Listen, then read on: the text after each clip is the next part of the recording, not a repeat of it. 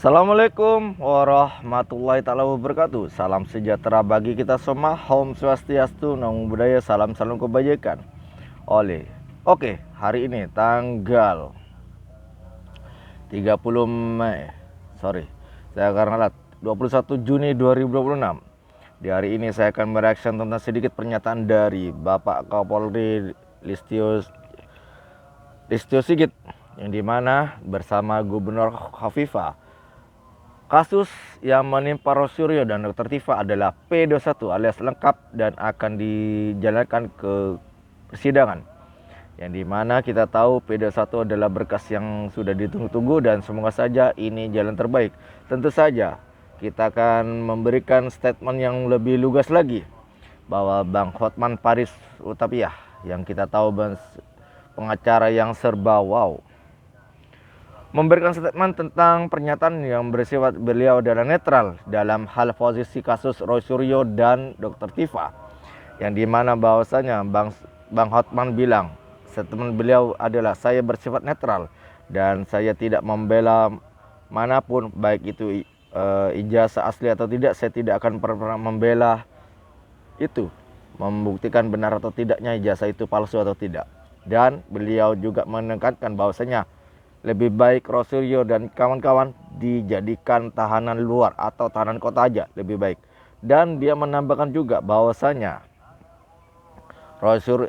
Bang Hotman adalah pengacara dari Bapak Prabowo Subianto, presiden saat ini dari 1998 hingga saat ini. Dan kita tahu bahwasanya apa yang dilakukan Bang Hotman kita bisa mereduksi atau bisa langsung memberikan efek yang bagus untuk kedepannya. Dan semoga saja pernyataan dari Bang Hotman yang terkait dengan ijazah atau penahanan Rosuryo sebaiknya dilakukan tahanan kota.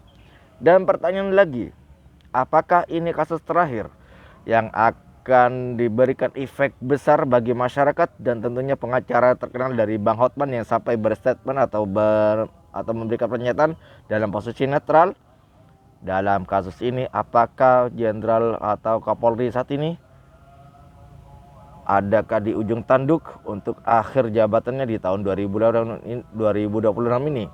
Kita tahu bahasanya, dan semoga saja kasus ini bisa menjadi kasus yang baik ataupun bisa memberikan efek yang besar bagi masyarakat.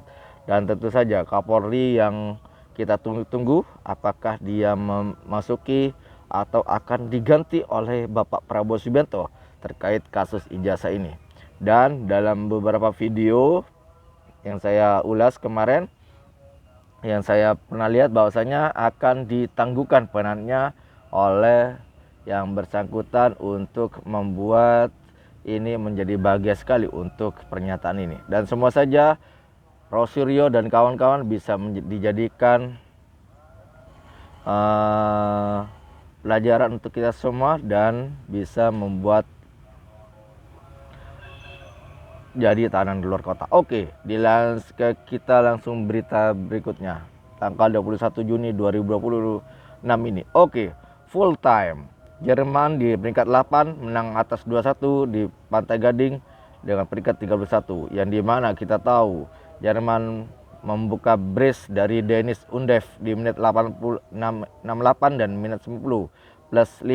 Dan gol balasan dari Pantai Gading adalah menit 30 dari Frank Kessie, yang dimana kita tahu Jerman lolos ke babak 32 besar dengan skor dengan nilai poin 6 dari 2 pertandingan. Dan di peringkat kedua adalah Pantai Gading, ketiga adalah Ekuador, dan keempat adalah Curacao. Yang ini membuat Jerman, dan Jerman memang lolos dari 32 besar.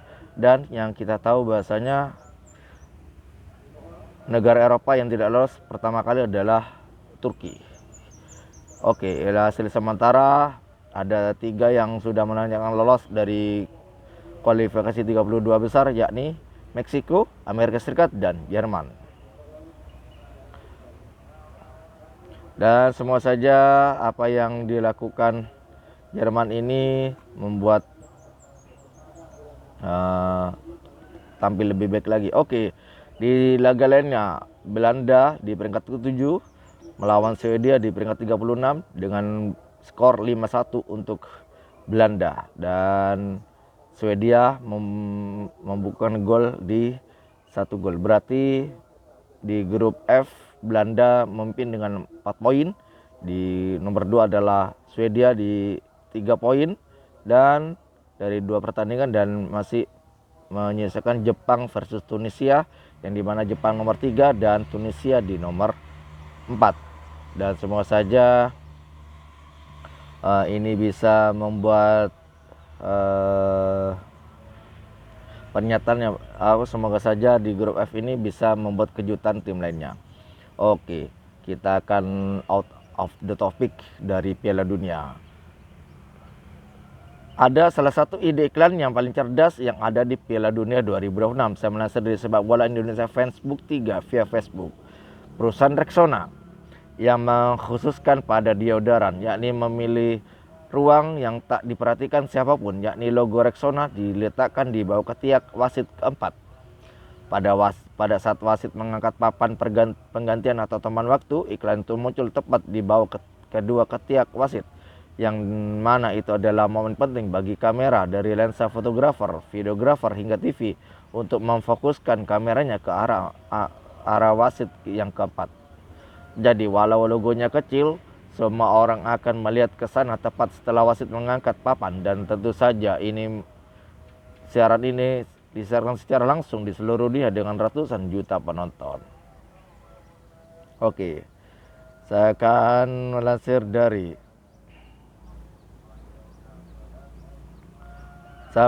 dari berita ini. Yang pertama adalah dari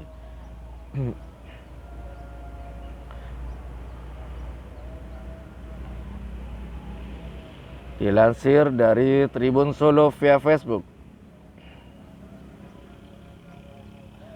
Dulu bilang mau jadi rakyat biasa. Sekarang Jokowi kini deklarasikan siap bekerja mati-matian untuk PSI. Undangan dari masyarakat akan saya hadiri semua. Presiden ke-7 RI Joko Widodo memastikan akan mengambil peran di Partai Solidaritas Indonesia atau PSI, di mana Jokowi menegaskan komitmennya untuk bekerja maksimal demi membesarkan partai berlambang gajah tersebut. Pernyataan itu disampaikan Jokowi saat ditemui di kediamannya di Kelurahan Sumber, Kecamatan Banjarsari, Solo, Jawa Tengah, Jumat 19 Juni 2026. Ya, seperti yang sudah saya sampaikan di Kongres dan di Rakernas, saya akan bekerja mati-matian untuk PSI.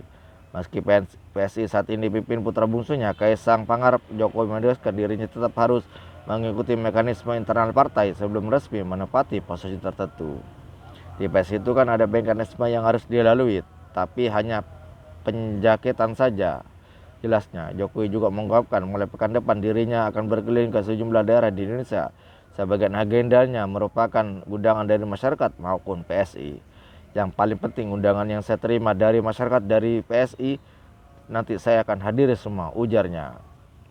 Saat ditanya mengenai kapasitasnya dalam rangkaian kunjungan tersebut, Jokowi enggan memberikan jawaban serius. Ia justru menanggapinya dengan nada bercanda sebagai motivator, tuturnya.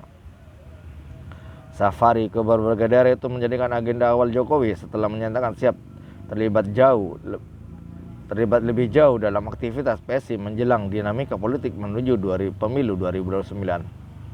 Pada Januari 2024 yang lalu, Jokowi sempat mengaku ingin kembali ke Solo dan menjadi rakyat biasa setelah masa tugasnya berakhir pada Oktober 2024. Hal itu dikatakan Jokowi menjawab pertanyaan wartawan kunjungan ke pasar tradisional Purworejo, Kabupaten Purworejo, Jawa Tengah, Selasa 2 Januari 2024. Ya, jadi rakyat biasa kembali ke Solo dan jadi rakyat biasa, kata Jokowi saat ditanya wartawan. Dilansir Tribun Solo via Facebook, Wapres Gibran mengakui jika MBG akan lebih tepat sasaran jika fokus di daerah 3T. Wapres Gibran Rakabuming Raka menilai program makan bergizi gratis akan lebih memberikan manfaat apabila diprioritaskan untuk wilayah tertinggal, terdepan, dan terluar. Pernyataan tersebut disampaikan Gibran saat mengunjungi SDN Wolomuni, Nusa Tenggara Timur, Kamis 18 Juni 2026. Dalam kunjungan tersebut, ia mendapat informasi bahwa sekolah tersebut belum menerima program MBG. Menurut Gibran, kondisi tersebut menjadi perhatian karena anak-anak di daerah seperti Wolomoni justru termasuk kelompok yang membutuhkan dukungan pemenuhan gizi. Program makan bergizi gratis, kata dia, juga membantu meringankan beban ekonomi para orang tua. Area-area yang seperti ini justru paling membutuhkan MBG, ujar Gibran. Ia menyampaikan pandangan tersebut sebagai masukan terhadap pelaksanaan program MBG agar manfaatnya dapat dirasakan oleh masyarakat yang benar-benar membutuhkan. Gibran mengakui bahwa pelaksanaan program tersebut atau MBG masih memiliki sejumlah kekurangan. Karena itu, ia menekankan pentingnya perbaikan tata kelola agar program berjalan lebih efektif dan tepat sasaran. Menurutnya, proses pengadaan dalam program tersebut harus dilakukan secara transparan dan sesuai aturan. Ia juga mengingatkan agar praktik korupsi dan dalam pelaksanaan MPG dapat dicegah. Tata kelolanya diperbaiki biar lebih efisien. Jangan lagi ada pengadaan barang yang tidak sesuai. Dan yang lebih penting, praktik-praktik korupsinya harus dihilangkan. Dengan perbaikan sistem dan fokus pada wilayah yang memiliki kebutuhan tinggi, Gibran berharap program MBG dapat memberikan dampak lebih besar bagi peningkatan kualitas gizi anak-anak Indonesia. Oke, berita selanjutnya dari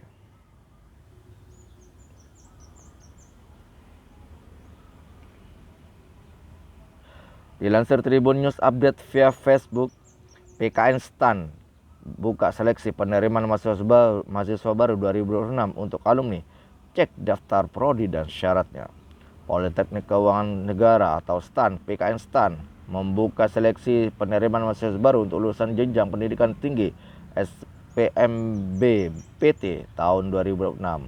Pendaftaran SPMB PT 2006 terbuka bagi pegawai keuangan atau pegawai Kemenkyu dan pegawai kementerian atau lembaga pemerintah daerah atau pegawai KLPD yang merupakan lulusan sekolah tinggi akuntansi negara atau program diploma keuangan atau PKN STAN. Ada 2 jalur pendaftaran, ini jalur penerimaan reguler dan afirmasi.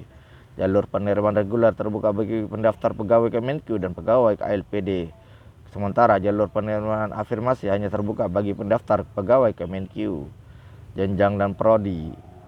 Jenjang dan program studi prodi atau prodi yang dapat dipilih yakni jenjang program sarjana terapan dan program diploma 3. Setiap pendaftar dapat memilih maksimal 5 program studi. Adapun